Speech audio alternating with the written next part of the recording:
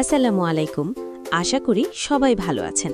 আজ আমি আপনাদের তৈরি করে দেখাবো দারুণ মজাবার এবং স্পাইসি রামেন। যারা নুডলস বা রামেন লাভার তাদের এটি অবশ্যই ভালো লাগবে। রান্নাটি শুরু করার জন্য প্রথমে একটি পাত্রে পরিমাণ মতো পানি দিয়ে তা ভালোভাবে ফুটিয়ে নিন। পানি ফুটে উঠলে এতে রামেন দিয়ে দিন।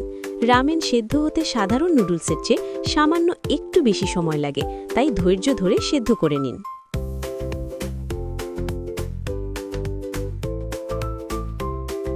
নুডলস কিছুটা সেদ্ধ হয়ে এলে এতে রামেন মশলাটি দিয়ে দিন। ভালো করে নেড়ে মিশিয়ে নিন যাতে ঝোলটা ঘন আর স্বাদযুক্ত হয়। রামেনের স্বাদ ও রং আরও সুন্দর করতে আমি এখানে সামান্য সয়া সস ব্যবহার করছি। আপনার পছন্দ মতো ঝোল থাকা অবস্থায় এটি নামিয়ে নিন। ব্যাস, তৈরি হয়ে গেল ধোঁয়া ওঠা গরম গরম রামেন।